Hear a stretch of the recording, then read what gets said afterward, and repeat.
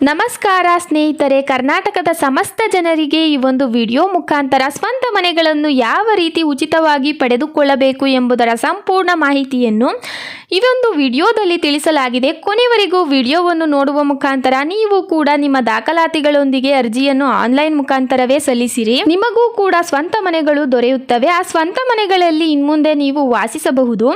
ಎಲ್ಲ ಪ್ರತಿಯೊಬ್ಬ ವ್ಯಕ್ತಿಯ ಕನಸು ಏನೆಂದರೆ ಅದುವೇ ಸ್ವಂತ ಮನೆಗಳನ್ನು ಕಟ್ಟುವುದು. ಸ್ವಂತ ಮನೆಗಳಲ್ಲಿ ವಾಸಿಸುವಂತಹ ಫೀಲ್ ಬೇರೆ ರೀತಿಯಲ್ಲಿಯೇ ಇರುತ್ತದೆ.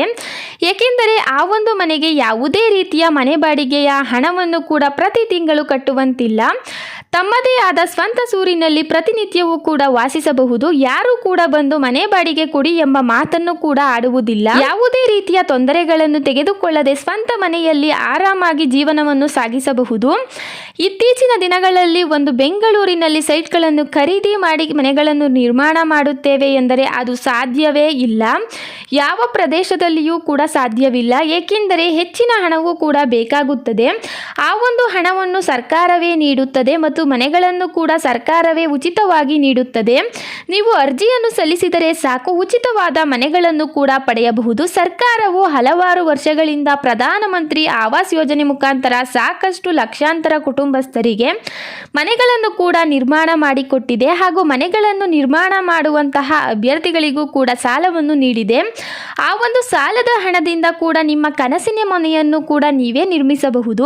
ಅಥವಾ ಸರ್ಕಾರದಿಂದ ಸಿಗುವಂತಹ ಉಚಿತವಾದ ಮನೆಗಳನ್ನು ಕೂಡ ನೀವೇ ಪಡೆದುಕೊಳ್ಳಬಹುದು. ಇಷ್ಟು ಹಣವನ್ನು ನೀಡಿದರೆ ಒಂದು ಮನೆಯನ್ನು ನೀಡಲಾಗುತ್ತದೆ ಎಂಬ ನಿಯಮ ಇರುತ್ತದೆ.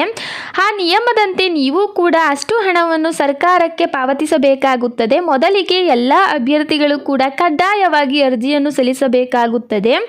ಅರ್ಜಿ ಸಲ್ಲಿಸಿದಂತಹ ಅಭ್ಯರ್ಥಿಗಳು ಮಾತ್ರ ಹಣವನ್ನು ಮುಂದಿನ ದಿನಗಳಲ್ಲಿ ಪಾವತಿಸಬೇಕಾಗುತ್ತದೆ. ಅರ್ಜಿದಾರರಿಗೆ ಇರಬೇಕಾದಂತಹ ಅರ್ಹತೆಗಳೇನೆಂದರೆ ಪರಿಶಿಷ್ಟ ವರ್ಗದ ಅಭ್ಯರ್ಥಿಗಳು ಕೂಡ ಅರ್ಜಿಯನ್ನು ಸಲ್ಲಿಸಬಹುದು. ಪರಿಶಿಷ್ಟ ಪಂಗಡದ ಅಭ್ಯರ್ಥಿಗಳು ಕೂಡ ಅರ್ಜಿಯನ್ನು ಸಲ್ಲಿಕೆ ಮಾಡಬಹುದಾಗಿದೆ. ಸ್ವಂತ ಮನೆಗಳಿಲ್ಲದ ಅಭ್ಯರ್ಥಿಗಳು ಕೂಡ ಅರ್ಜಿ ಸಲ್ಲಿಸಬಹುದು. ಯಾವ ಅಭ್ಯರ್ಥಿಗಳಿಗೂ ಕೂಡ ಈವರೆಗೂ ಸ್ವಂತ ಮನೆಗಳು ಇರಬಾರದು. ಬಡತನ ರೇಖೆಗಿಂತ ಕೆಳಗಿರುವಂತಹ ಅಭ್ಯರ್ಥಿಗಳು ಕೂಡ ಅರ್ಜಿ ಸಲ್ಲಿಸಬಹುದಾಗಿದೆ. ಬೇರೆ ವರ್ಗದ ಅಭ್ಯರ್ಥಿಗಳು ಕೂಡ ಅರ್ಜಿ ಸಲ್ಲಿಕೆ ಮಾಡಬಹುದು. ಆದರೆ ಆ ಅಭ್ಯರ್ಥಿಗಳು ಯಾವುದೇ ಸ್ವಂತ ಮನೆಗಳನ್ನು ಕೂಡ ಹೊಂದಿರಬಾರದು. ಅರ್ಜಿ ಸಲ್ಲಿಕೆಗೆ ಬೇಕಾಗುವಂತಹ ದಾಖಲಾತಿಗಳಿವು.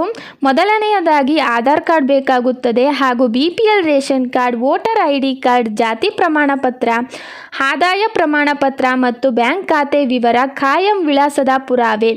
ಇಷ್ಟು ದಾಖಲಾತಿಗಳೊಂದಿಗೆ ನೀವು ಆನ್ಲೈನ್ ಮುಖಾಂತರವೇ ಆವಾಸ್ ಯೋಜನೆಗೆ ಅಧಿಕೃತ ವೆಬ್ಸೈಟ್ಗೆ ಭೇಟಿ ನೀಡಿ ಕೂಡ ಅರ್ಜಿ ಸಲ್ಲಿಕೆ ಮಾಡಬಹುದು. ಆ ಒಂದು ಅಧಿಕೃತ ವೆಬ್ಸೈಟನ್ನು ಗೂಗಲ್ನಲ್ಲಿ ಸರ್ಚ್ ಮಾಡಿ ಆವಾಸ್ ಯೋಜನೆ ಎಂದು ಆ ರೀತಿ ಸರ್ಚ್ ಮಾಡುವ ಮುಖಾಂತರ ವೆಬ್ಸೈಟ್ಗೆ ಭೇಟಿ ನೀಡಿ ಆನಂತರ ಬೇಕಾಗುವಂತಹ ಎಲ್ಲ ದಾಖಲಾತಿಗಳೊಂದಿಗೆ ಅರ್ಜಿಯನ್ನು ಸಲ್ಲಿಕೆ ಮಾಡಬಹುದಾಗಿದೆ. ಆಫ್ಲೈನ್ ಮುಖಾಂತರ ಅರ್ಜಿ ಸಲ್ಲಿಸುವಂತಹ ಅಭ್ಯರ್ಥಿಗಳು ಕೂಡ ನಿಮ್ಮ ಹತ್ತಿರದ ಬಾಪೂಜಿ ಕೇಂದ್ರಗಳಿಗೆ ಭೇಟಿ ನೀಡಿ ಅಥವಾ ಸೇವಾ ಕೇಂದ್ರಗಳಿಗೆ ಭೇಟಿ ನೀಡಿ ಕೂಡ ಆವಾಸ್ ಯೋಜನೆಗೆ ಅರ್ಜಿ ಸಲ್ಲಿಸಬಹುದು.